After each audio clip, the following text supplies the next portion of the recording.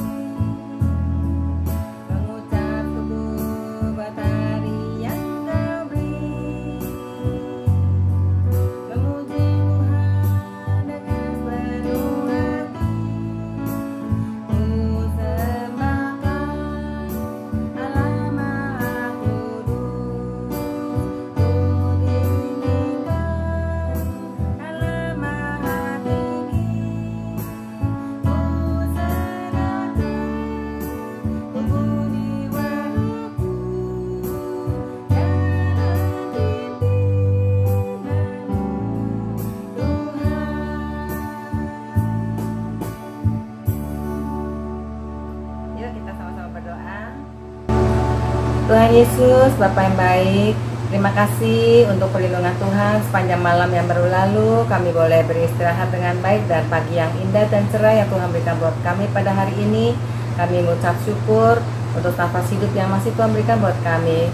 Tolongnya Tuhan untuk kami boleh bersyukur atas kebaikan Tuhan dalam hidup kami. Tolong kami untuk mengisi hari-hari kami, waktu-waktu kami bersama-sama dengan Tuhan Yesus Kristus. Pagi ini kami mau datang beribadah bersama-sama. Mohon urapan Roh Kudus Tuhan buat kami semua. Terima kasih Tuhan Yesus. Dalam nama Tuhan Yesus Kristus kami berdoa dan bersyukur. Amin. Adik-adik, kita akan nyanyikan lagu tak oleh gagah, tak oleh kuat, tapi oleh Roh Tuhan ya, kita bisa memenangkan masalah-masalah hidup kita ya. Kalau dalam lagu ini tak oleh gagah, tak oleh kuat ya, tapi oleh roh Tuhan kita bisa memindahkan gunung ya. Dalam firman Tuhan juga dikatakan seperti itu. Walaupun imanmu sebesar biji sesawi, tapi bisa memindahkan gunung ya. Gunung masalah apapun bawa dalam doa ya. Tak oleh gagah, tak oleh kuat, tapi oleh kuasa Tuhan. Kita nyanyikan lagu ini pakai gerakan ya. Nah, masih ingat kan lagunya? Tak oleh gagah, tak oleh kuat, tapi oleh roh Tuhan. Gunung ini dipindahkan, gunung itu dipindahkan, gunung tinggi diratakan ya oleh Roh kata Tuhan ya. Tuhan pasti memberi kemenangan. Kita nyanyikan sama-sama ya.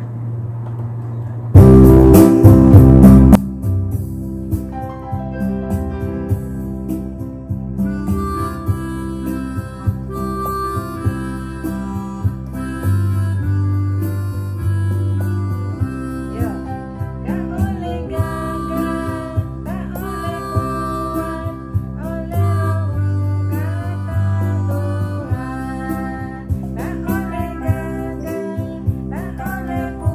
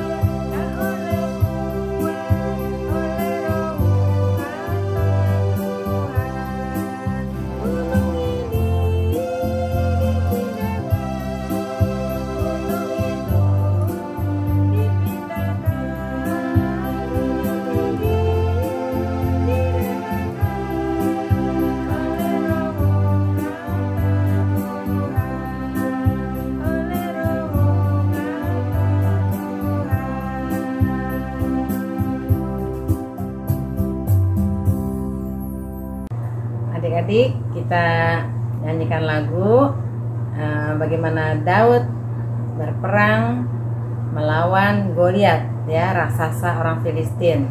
Daud tidak pakai baju perang, tapi dia memakai kuasa Tuhan, ya. Dia bersandar kepada Tuhan dan Tuhan memberi kemenangan, ya. Kita juga punya masalah, ya, bisa Goliat raksasa, ya, masalah-masalah dalam hidup kita bawa kepada Tuhan, kita bersandar kepada Tuhan, ya, bersandar kepada Tuhan, kita berharap kepada Tuhan. Tuhan pasti memberikan kemenangan, victory, kemenangan, artinya, ya, victory atas kuasa Tuhan, ya. Yuk, bukan kekuatan kita, tapi dengan kekuatan yang dari Tuhan, seperti Daud. Kita nyanyikan lagu ini, ya. Yang belum bisa, belajar sama-sama, ya, lagu ini. Oke.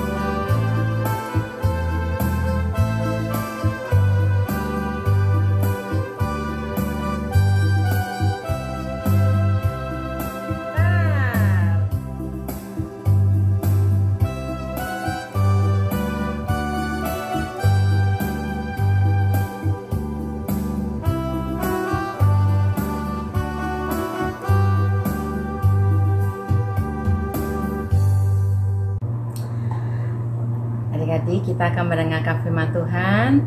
Kita siapkan hati kita, ya. Kita mau nyanyikan lagu kekuatan di hidupku, ku dapat dari Tuhan, ya.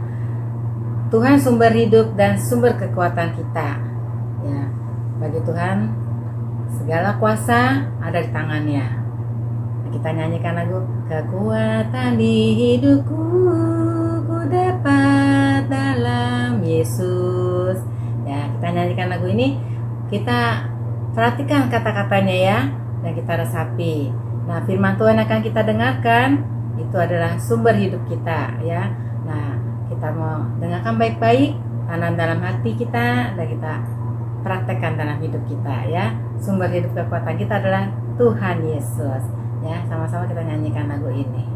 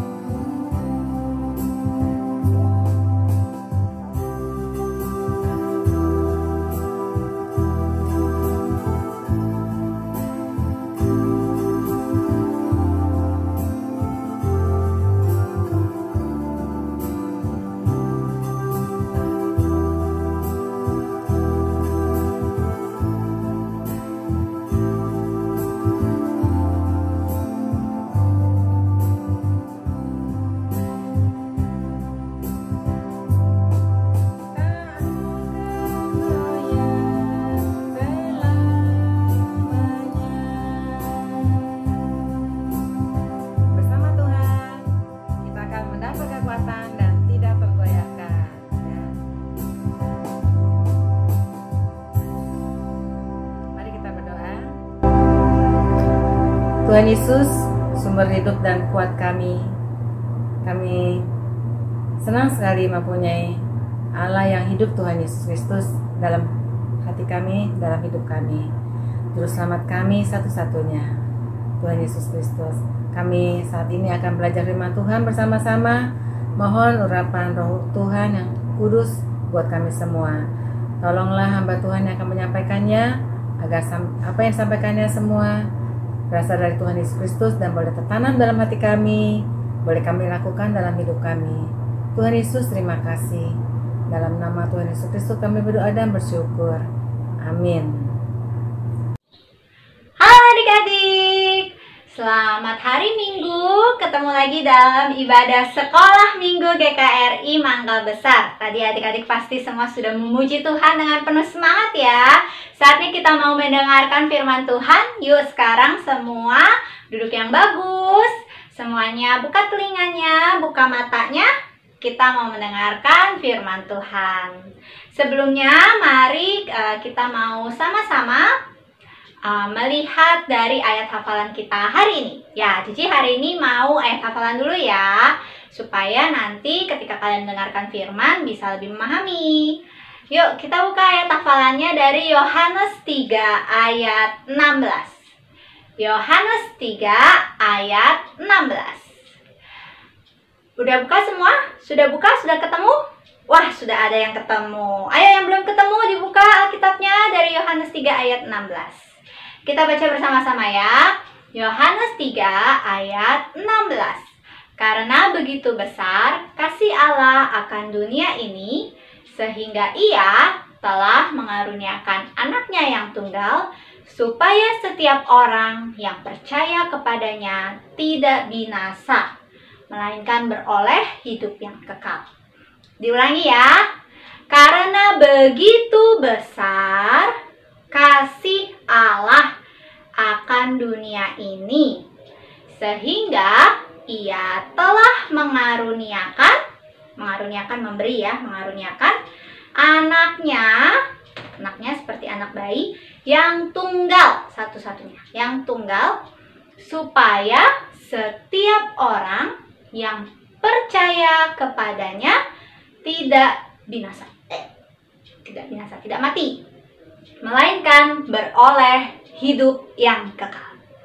Wah, apa artinya ya? Dan mungkin adik-adik semua sudah ada yang hafal, karena ayat ini memang seringkali kita hafalkan. Nanti setelah selesai cerita kita akan coba hafalkan lagi sama-sama, tapi sebelumnya kita mau dengarkan dulu firman Tuhan dan cerita hari ini. Nah adik-adik, apa maksudnya Tuhan begitu mengasihi dunia ini sehingga Ia mengaruniakan anaknya yang tunggal? Nah, adik-adik tahu ya, pasti pernah dengar kisah Adam dan Hawa. Ketika Hawa melanggar, tidak menaati Tuhan, maka dia jatuh ke dalam dosa. Dan setelah itu semua umat manusia menjadi berdosa.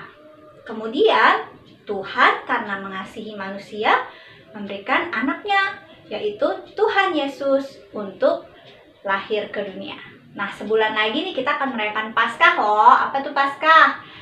Dimana kita memperingati Tuhan Yesus meninggal mengorbankan dirinya untuk kita semua. Kemudian dia bangkit kembali. Nah, karena Allah begitu mengasihi dunia ini, dia mengirim Tuhan Yesus. Cerita yang mau Cici sampaikan ini kisah tentang Tuhan Yesus. Nah, kalian tahu satu kali ketika Tuhan Yesus sedang berjalan bersama dengan murid-muridnya, pada waktu itu dia tiba di sebuah tempat. Tempat itu sunyi, sepi. Wah, kalian kalau dengar tempat yang sunyi dan sepi, apa yang kalian pikirkan? Ih, takut. Takut jangan-jangan ada hantu. Siapa di sini yang takut hantu? Ayo tunjuk tangan. Aduh, masih ada yang takut hantu. Sama ya. Cici waktu kecil sebelum percaya Tuhan Yesus juga takut sama hantu. Nggak berani pergi malam-malam mau ke WC, takut tiba-tiba ada yang nongol gitu kan. Nah, tapi setelah percaya sama Tuhan Yesus, kita tidak takut lagi ya. Karena Tuhan Yesus berkuasa atas roh-roh jahat. Nah, kalian tahu di tempat yang sunyi itu, tiba-tiba ada suara orang-orang berteriak. Bukan orang-orang, satu orang saja. Tapi suaranya kencang, dia berteriak-teriak, lalu dia seperti orang kerasukan setan. Wah, kalau kalian jadi Tuhan Yesus, pada saat itu apa yang kalian lakukan? Kalau Cici mungkin Cici langsung lari, kabur takut, nggak mau lihat. Tapi orang ini berteriak-teriak terus. Dia memang kerasukan setan, adik-adik. Jadi setan ini tidak hanya merasuki pikiran dia, membunuh dia, membelenggu dia ya, membuat tubuh dia tidak bebas, dia kehilangan pikirannya, dia dikuasai oleh setan, tetapi juga setan ini membelenggu tubuhnya dia juga. Belenggu apa sih Cici? Belenggu itu kayak kalau kita dipakein rantai ya untuk menahan kita, jadi kita nggak bebas. Nah, orang yang dikuasai setan itu seperti itu adik-adik. Orang ini khususnya, dia dibawa, diseret oleh setan itu pergi ke tempat-tempat sepi. Jadinya teman-teman dia, saudara-saudara dia, nggak ada yang mau deket-deket sama dia. Ih, enak nggak ya kalau nggak punya teman? Pasti nggak enak ya adik-adik ya. Tapi orang ini karena dia dikuasai oleh setan, kayaknya setan itu sangat jahat. Dia membuat kita kehilangan teman-teman kita, kehilangan kebebasan kita. Walaupun awalnya mungkin terasa menyenangkan, terasa enak ya adik-adik. Kalau misalnya kita main game terus kan ya, rasanya awalnya enak, menyenangkan. Tapi lama-lama ketika kita main game terus, kita jadi nggak nurut sama papa mama. Kita jadi fokusnya ke game, nggak peduli sama teman-teman kita. Jadinya lama-lama hubungan kita sama papa mama, sama teman-teman jadi jauh. Nah, jadi jangan ya adik-adik ya. Ingat, jangan biarkan iblis mencoba mempengaruhi dan menahan kita ya, membuat kita jauh dari orang lain dan membuat kita jauh dari Tuhan yang terutama, tidak taat kepada Tuhan. Nah, ketika orang ini dia ketemu dengan Tuhan Yesus, setan yang ada di dalam diri dia tahu bahwa ini adalah Tuhan Yesus, anak Allah yang Maha Tinggi. Dia berkata, "Apa urusan kamu dengan aku? Jangan sakiti aku." Karena Tuhan Yesus memerintahkan setan ini pergi. Tapi lalu Tuhan Yesus bertanya, "Siapa nama kamu?" Setan itu jawab, "Legion." Legion itu artinya banyak adik-adik, jumlah tentara yang sangat banyak. Karena setan yang ada dalam dirinya itu banyak banget adik-adik. Wah, mengerikan ya. Lalu setan itu meminta kalau Tuhan Yesus mau mengusir dia, supaya dia boleh masuk ke dalam sekumpulan babi-babi yang ada di situ. Nah adik-adik, pada masa itu babi itu mahal harganya adik-adik. Jadi di situ ada banyak babi.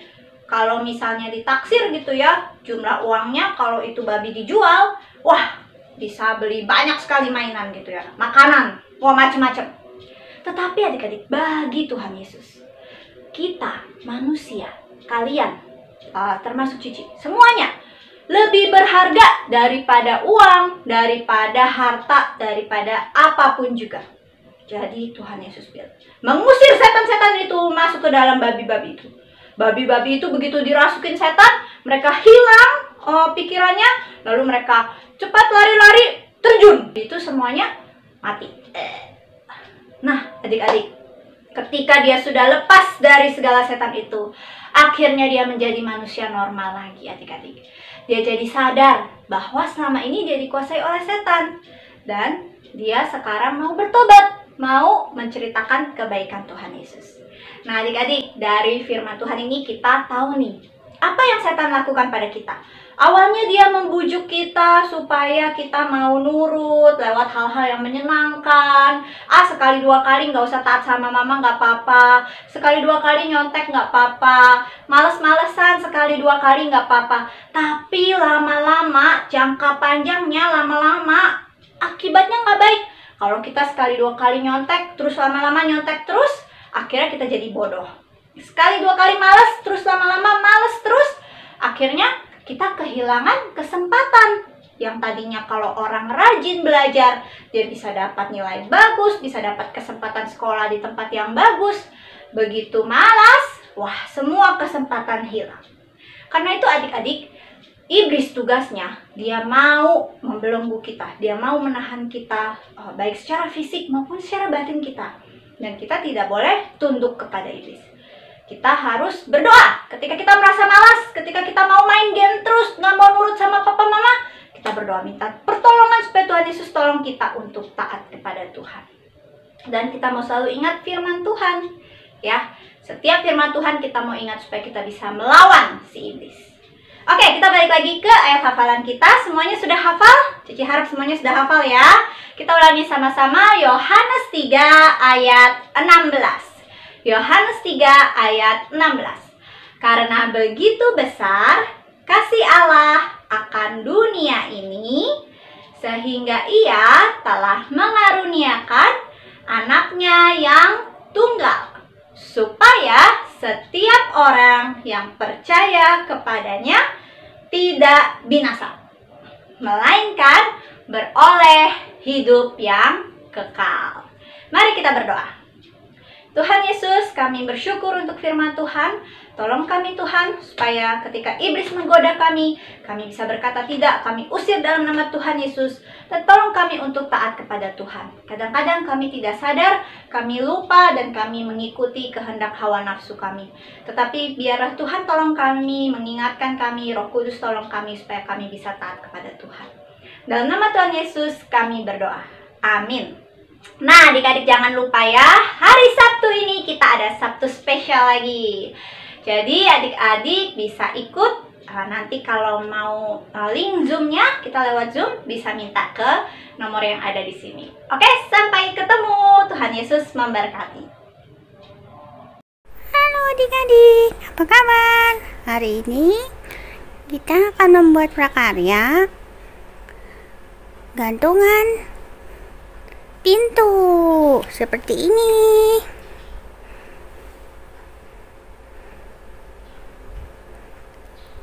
Yuk kita siapin bahan-bahannya. Bahan-bahannya adalah alat tulis, gunting, lem, spidol, dan pensil warna, tas HPS, tas origami, dan karton. Kartonnya bebas, mau yang berwarna boleh, yang putih boleh. Pertama-tama kita akan gunting kartonnya dulu ya. Yang kita ukur dulu.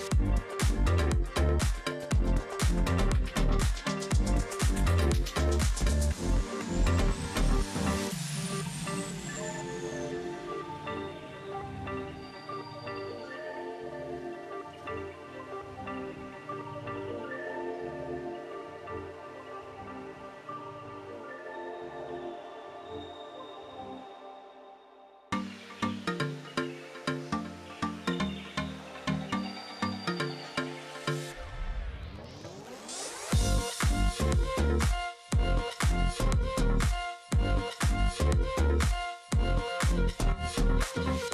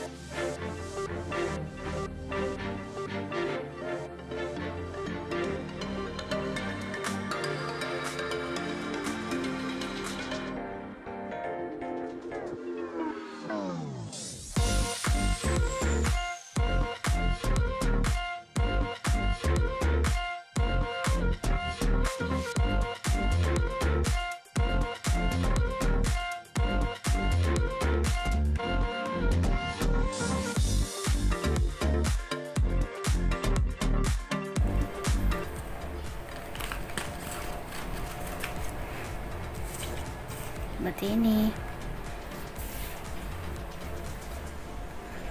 Selamat mencoba adik-adik. Tuhan Yesus memberkati.